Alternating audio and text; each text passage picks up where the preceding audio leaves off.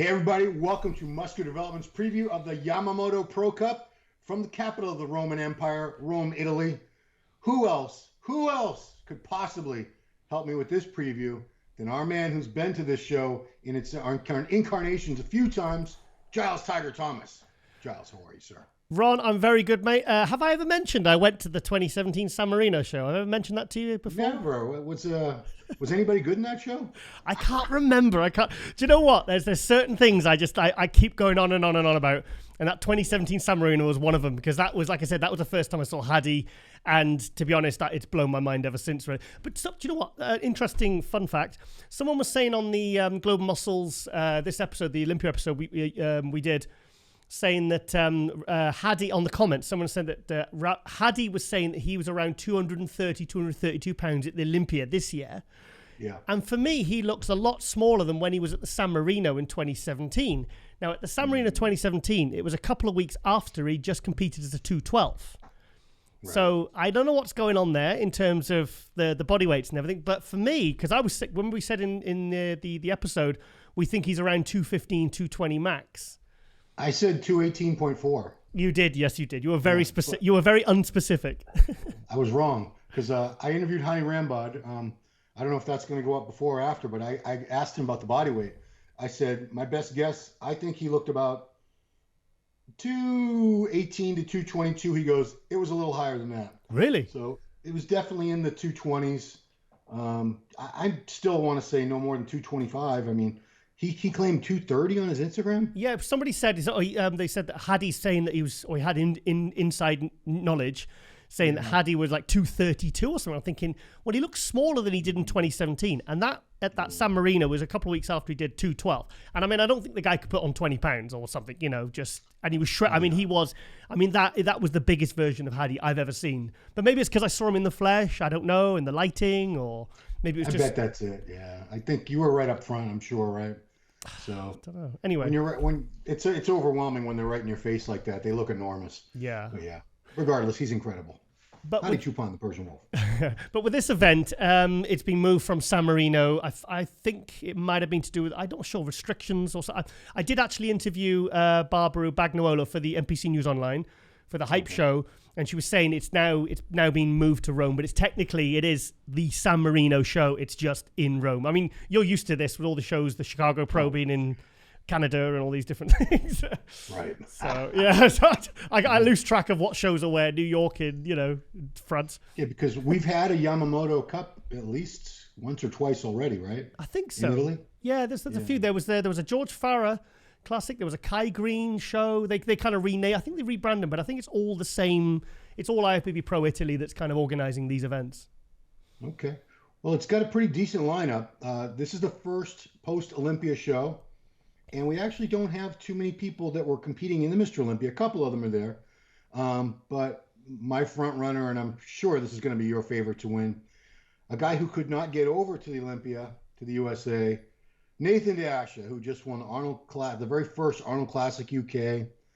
I really wish he had been in the Olympia. He would have been right up there fighting with those top guys. There's no doubt in my mind. But where do you think he'd be? Fourth, fifth. Yeah. The worst he could have placed, unless he really spilled over something or was super flat, was fifth. He could have been. I don't think he would have been beating Rami, Brandon, or Hadi. But after that, Hunter and Nick would have had a very, very tough time with Nathan Asha. Very tough time. 100%. Completely agree. Obviously, he is the front runner. He's actually, because I speak to Nathan quite frequently, and the Arnold UK the other week was his 8th pro win. Wow. Yeah, since making his pro debut in 2016 when he came second to Roelly at the Body Power Pro in Birmingham. That was his first pro show. Then I think he got, was it 7th at the New York Pro, and then he's just basically, it's just been win after win after win. He's won the Arnold UK. Oh God, my mind's gone blank. What ball shows he won? He did win he won the New York Pro. I remember that. He won the Cali Pro. Yeah. He's won a good amount of shows. He's, if these past couple of years he's had issues getting over here, I think if he hadn't, he'd have 10, 11, 12 wins by this point. Oh, God, don't watch this, Nathan. But that Arnold UK qualified him for next year's Olympia, I believe, correct? Correct, yeah. But he said he's to me... already qualified. Yeah, he's qualified, but the thing is, he likes to pick up the prize money. Because, you know what? Yeah. I've had this discussion with a few guys. Why would you just qualify for a show and then go hide in a cave, you know? I mean, why not? Why not? If there's more shows and you're in shape like he's doing, Nathan, keep going, keep winning. Keep getting wins, keep getting those checks. Why not? This is what you do for a living. He said he wants 10 wins by the end of the year. Wow. Okay. And you still Prague? What do you got over there? I can tell you. Well, Prague and Egypt, I think, are definites. Okay. Because he's had things. He's got second to Roelly at Prague, so I think there's maybe unfinished business there. So maybe I bet he's hoping that Roelly will do that one as well, because I think it was a big feather in his cap beating Roelly at Alicante, and I think maybe he wants to try and seal the deal again and again, just to kind of really establish where he kind of now stands in the pecking order. But and the thing is, it's going to hurt him not being at the Olympia. I mean, it was very disappointing for him. You know, I bet he was really, really gutted. But I think he maybe he could get more than 10 wins this year. I don't want to put you on the spot, but is he able to get to the U.S.? Is it a visa thing, or are we ever going to see him here again? Because I'd be pretty bummed if that's the case, or he can't get over here for whatever reason. I don't know, and I've actually actively avoided the question because I didn't want to put him on more of a downer. You know, that'd be terrible news for all of us U.S. fans and fans of the Olympia, because he's one of the best in the world. We need him on that stage. Yeah. Not having him this is the last Olympia I did was like 2018, I want to say. It was, he was 7th in 2017 and then he dropped to 8th in 2018, and he hasn't been kind of seen since on the Olympia stage. He hasn't been at the Olympia since. So that's 3 Olympias he's missed. Please, I don't want him to miss any more. Whatever can be done. I know. But what a physique on Nathan to Asha. Incredible. Love that guy's physique. And as far as Roelly's going in, but the Roelly we saw at the Olympia, pretty big. Not as big as he was, but he's very, very close. It's not like he was in Chicago. Just, I don't know if he's going to be able to do much with his conditioning in 1 week's time, because he was nothing like the way I'd wanted to see him. I don't know what the issue is, but Roelly Winklaar should be the Nathan Roelly show. That's what it should be. Yeah. Based on what Roelly's capable of, what we've seen from him so many times in the past. I don't see him being the one to push Nathan, though. You know, maybe I'm wrong. Maybe something miraculous can happen in 1 week's time. That'd be something, wouldn't it? Roelly has very good form for improving after shows. Remember the Arnold Classic when he won the Arnold Australia and he dropped 14 pounds and his waist just disappeared? He did it in Prague. I think I've got 2018 in my head when he beat Nathan. You know, and he always tightens up. It's just, I mean, what he did between the Arnold 2018 Arnold and the 2018 Arnold Australia, that 2 week period, he dropped. I mean, I wasn't at the Olympia. I didn't really see too much of him, to be honest. What was your impressions? Did he really miss the mark, or was he ever in contention for a top 10? No, condition was. You know, you can be off by 10% at a show like that. These were the 16 best bodybuilders in the world. Yeah. That qualified to be on that stage, and he was not in contention. He needed to drop another, I don't know, 5 to 10 pounds of water to really be sharp. Size-wise, his legs still aren't what they used to be, but the upper body looked pretty impressive, pretty big, thick, and full, like Roelly's known for. Those shoulders, those arms, those traps, just so much rugged muscle. If he dropped 14 pounds between the Arnold and the Arnold Australia, remember Arnold said it was 20. He said on stage, Arnold Schwarzenegger said on his Instagram, he says, Roelly dropped 20 pounds. And apparently, I spoke to Roelly on Global, and he said, no, it was 14 pounds. He said, and the thing is, all it did, it just shrank his waist. So in a week, I suppose with the travel as well, could he drop 5 pounds in a week? I think a guy that size, he could improve significantly, but will it be enough to be... Because Nathan looked sensational at the Arnold UK. He looked... I mean, look what he did in Alicante on a 4-week prep. Yeah. I mean, at the end, myself and Lauren were on the stage and we're getting our selfies, and I was doing a little selfie video with, just a congratulations video with Nathan, and stood next to him.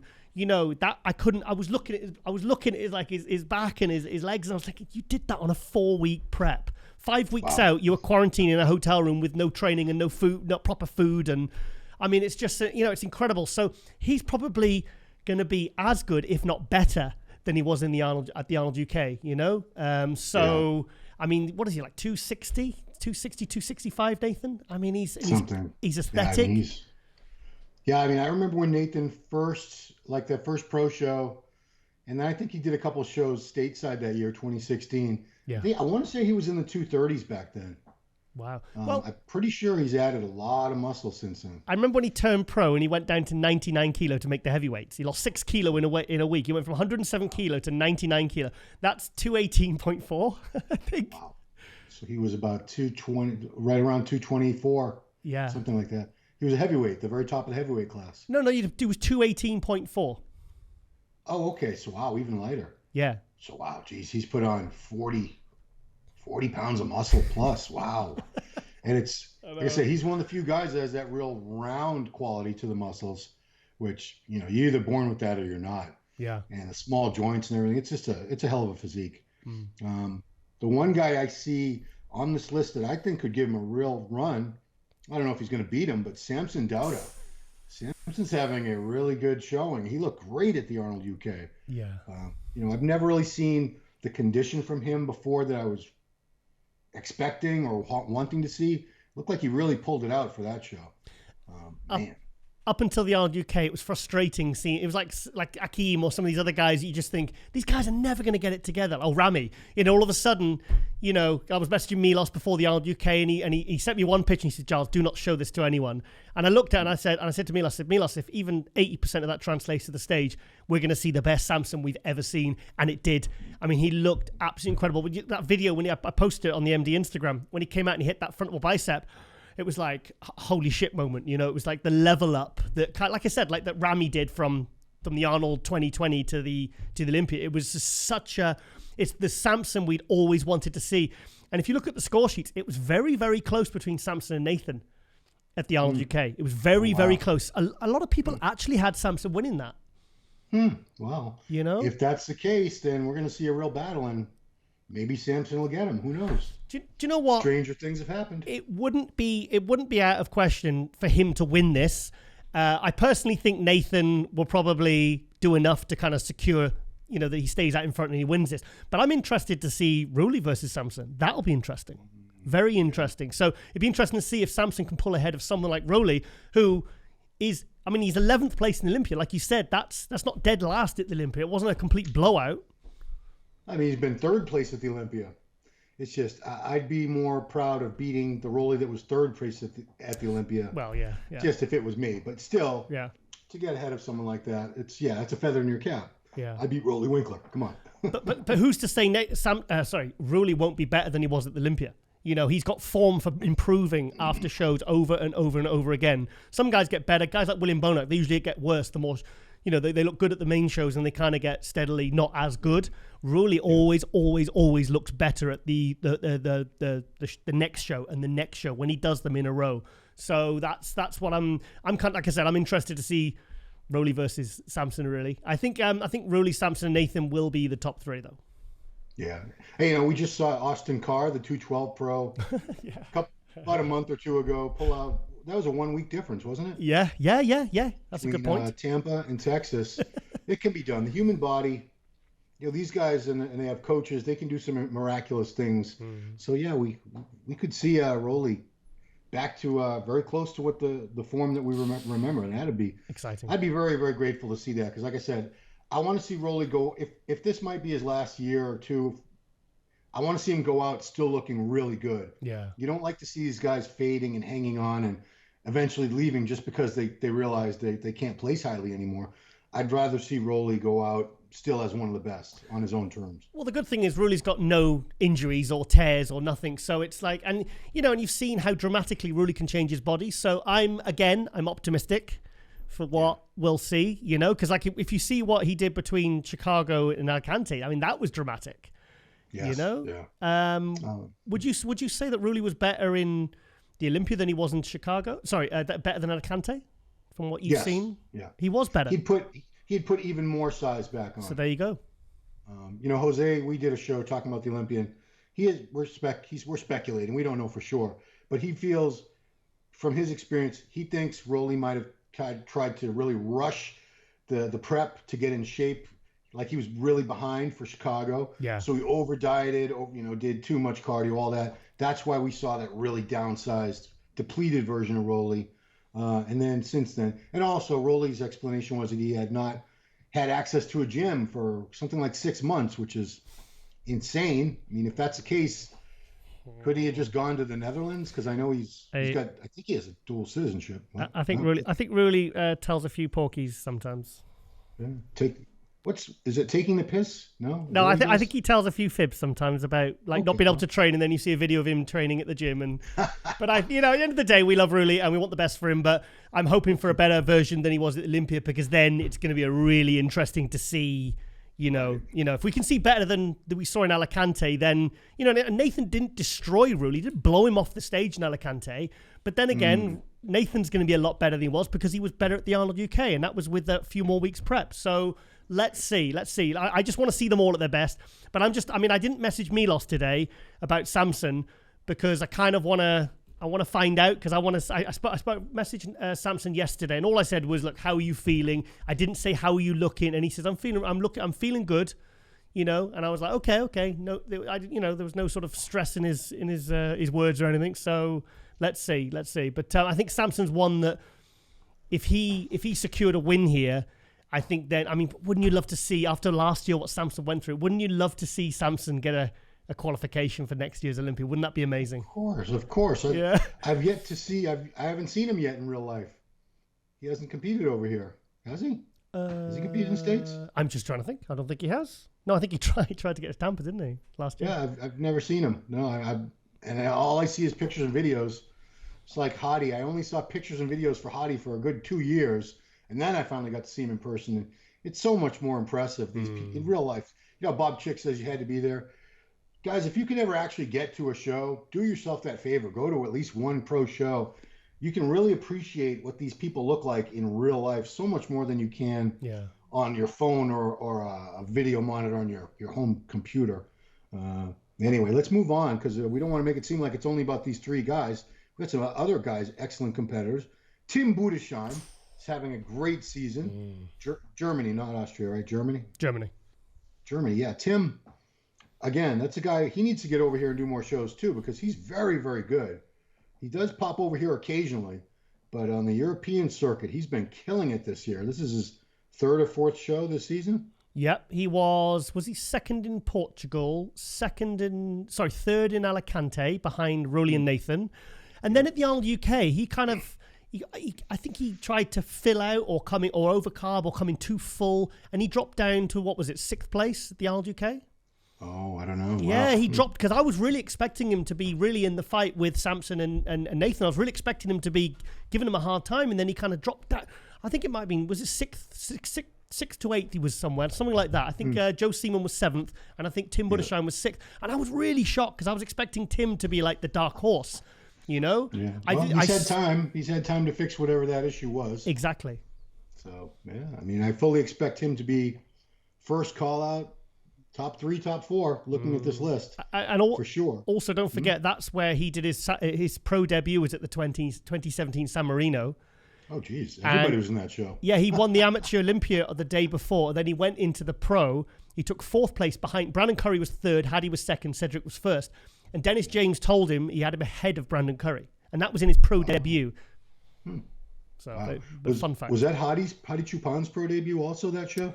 No, because Hadi had done a couple. He did the one where he turned pro. He got second to Roelly back in, I think it was like 2013. That Milos was talking about. Wow. Was it that far back? Yeah, yeah. And then he did the career pro against Flex Lewis a few weeks before as a 212. Right. Okay. Anyway, but yeah, Tim Budesheim, great physique. Incredible. Like I said, he needs to compete more. I know it shouldn't matter where you compete. It really shouldn't. This is a global world, global sport.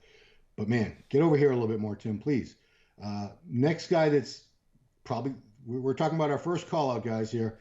Last guy, I'm pretty confident, is France's Theo. That's right. Theo L. Legurier, yeah. Yep. Theo, like you said, he's one of those cases, you've pointed this out, one of the few guys who on Instagram by himself you're thinking, he's probably going to get outsized by these other. He doesn't look like he's that big. But then, you've included footage on Global of him with these very big guys like Nathan and Roelly, and he's pretty much the same size, it looks like to me. How heavy is Theo? I don't know. I think I've got 240 in my head. But like you said, he's a guy, he's been first call out. He was first call out at Puerto Rico. Was he fifth place there? He was fifth place, first call out in Alicante.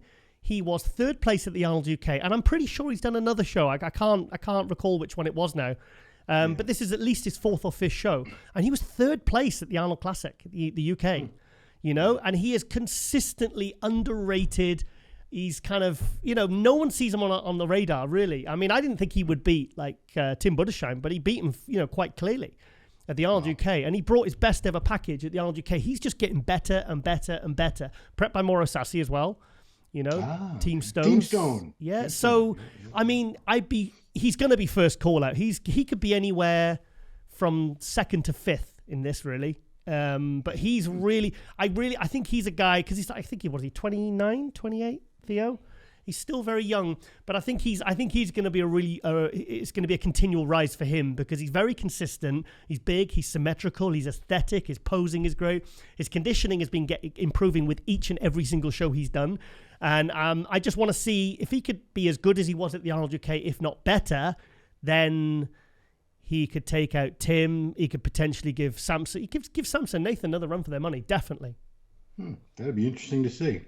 Yeah, because I like it when, we have these heavy favorites at times. Like, I'm heavily favored for Nathan to win this show right now. But I like it I like surprises. I like when someone looks so much better than I expected. And they push that guy that I was so certain was going to walk away with the show. And sometimes this guy, the underdog, or the guy I wasn't even thinking about, they win the show. That's exciting. Because otherwise it's just too predictable. But next guy on this list. So he's a former 212 champ. Did very well as a 212, moved up to open. We gave him some crap because of his shoulders, but I'm sure that was a temporary thing that he's fixed. Dude, shoulders have been like a big issue this year with everybody. You know what? Somebody said something on my Instagram, said, your shoulder's looking suspect. I said, trust me, if I was going to put anything in any oil, it would go right here, right here.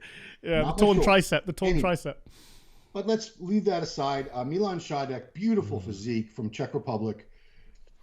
Great V-taper, quad sweep. I love the quad sweep. I'm a big stickler for that. Great X-frame proportions, symmetry, and the condition. He always brings condition. I haven't seen him in a while. When was the last time you recall seeing him compete? He competed last year.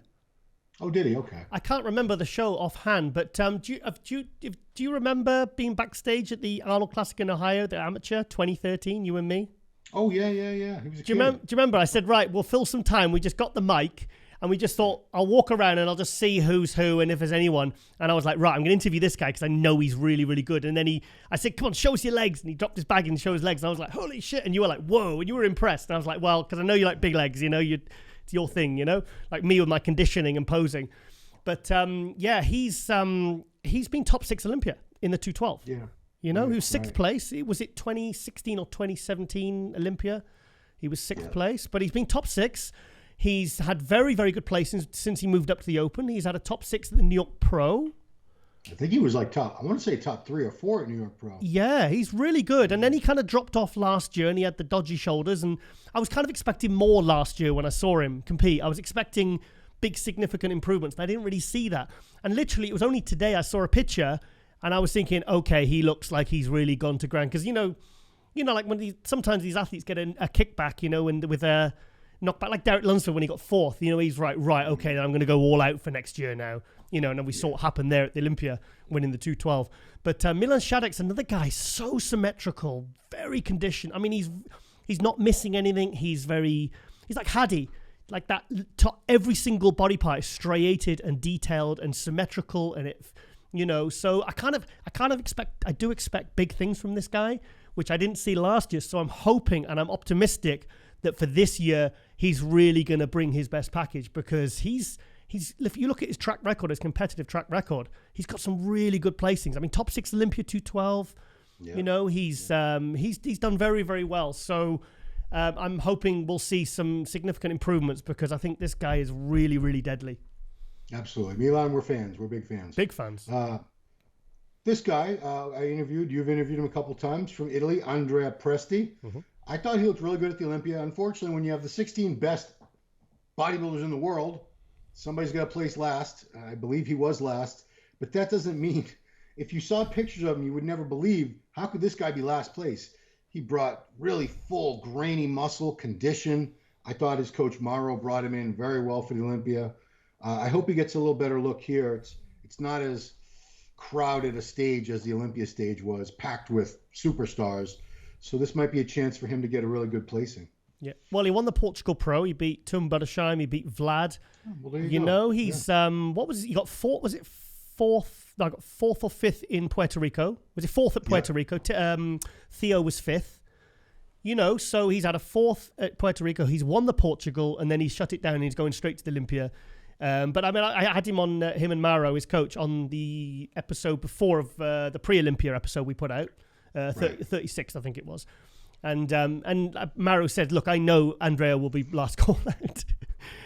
It's like, but he said, this is, like you said, this is the best of the best, but we're still going to bring a good package. I think the best package he brought was at the Portugal in terms of conditioning.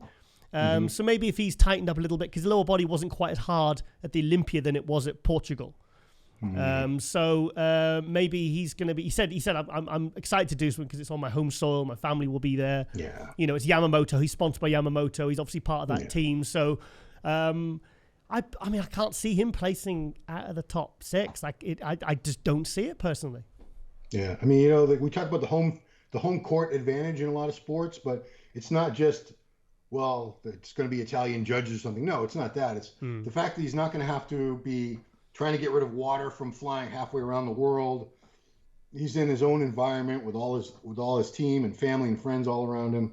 I bet we'll see him as good as he was in Portugal. Maybe better. Who knows? Because I assume he probably wants to hit a couple of these other shows too. I imagine a lot of these guys do. They're all coming up in the next couple of weeks over in, you said, Egypt, Romania, Prague. Alicante. Is there another? Alicante. Wow. Yeah. A lot of shows. Yeah. Dude, Alicante's got a lot of shows lately, huh? Jeez. Yeah. Emilio. Yeah, so Andrea Presti. Here's someone I'm not as familiar with from the UK, Rob Taylor. He's very good. He took 8th in Alicante in his pro debut. And he said he said he ate some dodgy salmon or something a couple of days before. He didn't come in as full as he wanted. He was very dry. His conditioning was good. He said he was 220, 100 kilos on stage at Alicante. But he said in condition, he said, I sit around 228, 230. So he was kind of 8 to 10 pounds under. But he still brought the condition. So I respect that. So he was happy with what he brought in Alicante. Very, very good. Very thick, very symmetrical. He's kind of, last year he said he was prepping for 212, but then he said his body weight just would not come down. He was lean at like 230, 240. So he basically decided to jump in, apparently at the last minute in Alicante as an open, not as a 212. So wow. I hope we see the 228, 230 version that he wanted to bring to Alicante, because he was holding his own. I mean, he was, it was a big line. How many was in the open? And like 20 guys in Alicante. So he placed 8th, and he was in second call out. He's been moved around a lot, thick delts, incredible legs. And the photos he's been posting, his condition looks even better than Alicante. So he's going to be bigger and harder than he was in Alicante. So he's going to be in the mix, I mean, hopefully he might even be first call out, because if there's guys off or whatever, and he's bringing the condition, he's going to be stepping over some pretty big names here. Yeah, I like to see that. I like guys that, like I said, so many of these cases I've at the Olympia, this Ramon kid, this is a good example. Yeah. I call him a kid. I don't even know how old he is. He's a young man. I never heard of him. So when I saw that list, I was like, whatever. And he's going to be one of those fourth call out guys. Nope. Once I got to look at him, and there was 1,000 Brazilian people behind me screaming, Ramon, or Dino. He goes by Dino. You never know. Some of these people, Rob Taylor could be a real surprise to this show. And this last guy we'll talk about, he might be a surprise too, is from Bulgaria. I've never heard of him. Fill me in. Boyan Ivanov.